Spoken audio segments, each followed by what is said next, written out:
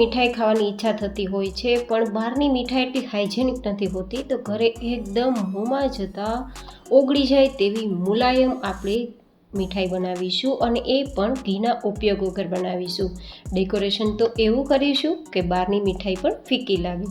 તો ચલો રેસીપી શરૂ કરીએ. તો જેમના માટે એક કઢાઈને ગેસ ફ્લેમ પર રાખી છે, અને હવે પહેલી સામગ્રી લેશું અડધા કપ જેટલો ચોખાનો લોટ. અહીંયા ચોખાનો લોટ તમને માર્કેટમાં આરામથી મળી જશે. જો ના મળે તો મિક્સર જારમાં ચોખાને દળી અને તેનો લોટ ઉપયોગમાં લઈ શકો છો, પણ મેં એકદમ ઓછો લીધો છે, અડધા કપ જેટલો જ ઉપયોગમાં લીધો છે. હવે આપણે ગેસની ધીમી ફ્લેમ રાખી અને થોડીવાર માટે આ રીતે સતત ચલાવીશું તો લોટ શેકાઈ જશે. આપણો ચોખાનો લોટ શેકાતા બિલકુલ વાર નહીં લાગે, અને સતત તળિયે ચમચો ચલાવવો જરૂરી છે, નહીં તો લોટ બળી જશે. મેં અહીંયા ઘીના ઉપયોગ વગર શેક્યો છે. તમે 1-2 ચમચી જેટલું ઘીનો ઉપયોગ કરીને પણ લોટને શેકી શકો છો. ગાઈઝ, આ રીતે વેરાયટી બનાવશો તો એકદમ ઓછી કિંમતમાં તમારી મીઠાઈ તૈયાર થશે, અને બહારની મીઠાઈને ટક્કર મારે તેવી મીઠાઈ તૈયાર થશે. એ પણ એકદમ ઓછા ખર્ચે અને ઘરમાં જ મળી રહે તેવી સામગ્રીઓના ઉપયોગથી બનશે. તો એકવાર આ લાડુ બનાવવાની ટ્રાય જરૂર કરજો, અને તમને પસંદ આવે તો આ લાડુનું નામ શું રાખી શકાય તે પણ મને કોમેન્ટ બોક્સમાં જરૂર બતાવજો.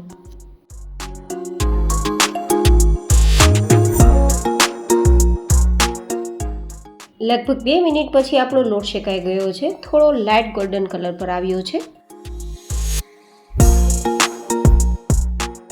પ્લેટમાં કાઢી લેશું અને તેને સાઈડમાં રાખી દઈશું.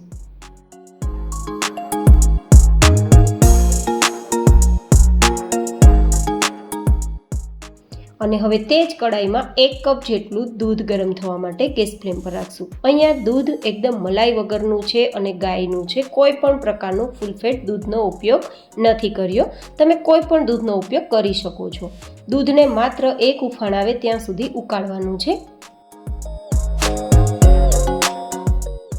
તો આપણું દૂધ ઉફાણ આવી ગયું છે, તો એમાં આપણે 1/4 ટીસ્પૂન જેટલો એલચીનો પાવડર ઉમેરીશું. ના ઉમેરવું હોય તો સ્કીપ કરી શકો છો. હવે એલચી પાવડર દૂધ સાથે મિક્સ કરી દઈશું, તો આપણી મીઠાઈમાં એકદમ સરસ સુગંધ આવશે. અને હવે તેમાં આપણે લગભગ અડધા કપ જેટલી ખાંડનો ઉપયોગ કરીશું. મેં અહીંયા જે કપથી ચોખાનો લોટ લીધો છે તે જ કપથી મેં અહીંયા ખાંડનો ઉપયોગ કર્યો છે. મતલબ ચોખાનો લોટ અને ખાંડ બંને એક જ સરખી હોવી જોઈએ. અડધા કપ ચોખાનો લોટ તો અડધા કપ જેટલી ખાંડ. આ રીતે આપણે સતત ચલાવીશું અને ખાંડને ઓગાળીશું. તો આપણી જ્યારે ખાંડ ઓગળી જાય ત્યારે આપણે અહીંયા ત્રીજી સામગ્રીનો ઉપયોગ કરીશું, અને તે છે અડધા કપ જેટલું ટોપરાનું છીણ. આ રીતે આપણે ચલાવીશું, અને થોડી જ વારમાં તમે જોશો કે ટોપરાના કારણે દૂધ એકદમ ઘટ થવા લાગશે. અહીંયા મેં ટોપરાનો ઉપયોગ શા માટે કર્યો છે? ટોપરું છે તે 2 રીતે કામ કરશે. એક તો આપણી વેરાયટીને મીઠાશ આપવાનું કામ કરશે, કારણ કે ટોપરું છે એકદમ નેચરલ મીઠું હોય છે. ચોખાનો લોટ એટલો ટેસ્ટમાં મીઠું નથી લાગતો. બીજા નંબરમાં આપણે અહીંયા ઘીનો ઉપયોગ નથી કર્યો, તો ટોપરામાં રહેલું તેલનું મોઇશ્ચર ઘીનું કામ કરશે. તો ઘી વગર પણ આપણે મીઠાઈ બનાવી શકીએ, તે હેતુથી મેં ટોપરાનો ઉપયોગ કરેલો છે. હવે આ રીતે થોડીવાર ચલાવ્યા બાદ એકદમ ઘટ થઈ ગયું છે, તો શેકેલો ચોખાનો લોટ ઉમેરી અને ધીમા ગેસની ફ્લેમ પર સતત ચલાવીશું. જેમ જેમ ચલાવતા જશો તેમ તેમ આ બધું જ થીક થતું જશે, ઘટ થતું જશે, અને થોડી જ વારમાં કઢાઈને પણ છોડવા લાગશે. આ રીતે સતત ચમચો ચલાવવો જરૂરી છે, નહીં તો ચોખાનો લોટ છે દૂધમાં જતાં ગાંઠા પડી શકે છે. તો અત્યારે તમે જોઈ શકો છો કઢાઈને છોડવા લાગ્યું છે અને બે જ ભેગું થવા લાગ્યું છે. તો ગેસની ફ્લેમ બંધ કરી નીચે ઉતારી લઈશું.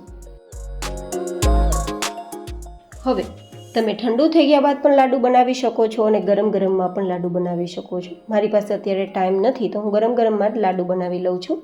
તો હવે એકવાર હું હથેળીને ઘીથી ચીકણી કરી લઈશ, જેથી આપણું બેઝ હાથમાં ચીપકે નહીં, અને પછી આ રીતે લાડુ તૈયાર કરી લઈશું. તો મેં બધા જ લાડુ તૈયાર કરી લીધા છે, પણ થોડું ડેકોરેશન માટે હું સિલ્વર વર્કનો ઉપયોગ કરું છું. જો તમને ઓરિજિનલ સિલ્વર વર્ક મળે તો જ ઉપયોગમાં લેવું. ઘણીવાર અત્યારે માર્કેટમાં ડુપ્લિકેટ પણ મળતા હોય છે, તો ડુપ્લિકેટ ના હોય તે ખાસ ચેક કરીને પછી જ ઉપયોગમાં લેવું. અને આ રીતે સિલ્વર વર્કનો ઉપયોગ ના કરવો હોય અથવા ઓરિજિનલ ના મળે તો તમારે કંઈ કરવાની જરૂર નથી. આ જ રીતે લાડુને ખાઈ શકો છો, અથવા તો ડ્રાય ફ્રૂટ્સથી ગાર્નિશ કરી શકો છો. તો આ રીતે બધા જ લાડુને આપણે સજાવી દીધા છે. હું તો થોડું એટ્રેક્ટિવ લુક માટે અને ડેકોરેશન મારો શોખ છે, તો એટલા માટે મેં સજાવેલું છે. તો સર્વિંગ પ્લેટમાં લઈ લેશું. અને પછી થોડું ઉપરથી હજુ ડેકોરેશન કરવા માટે તમે ડ્રાયફ્રૂટ્સનો, કેસરનો, ગુલાબની પંખુડીનો ઉપયોગ કરી શકો છો.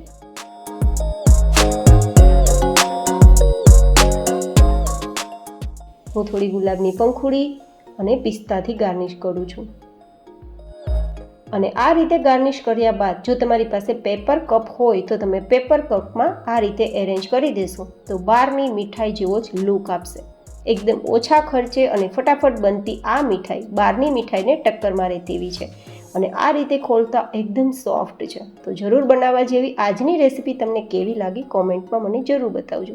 ફરી મળીશું એક નવી જ હેલ્ધી એન્ડ ઇન્ટરેસ્ટિંગ રેસીપી સાથે. ત્યાં સુધી stay healthy, stay happy, take care.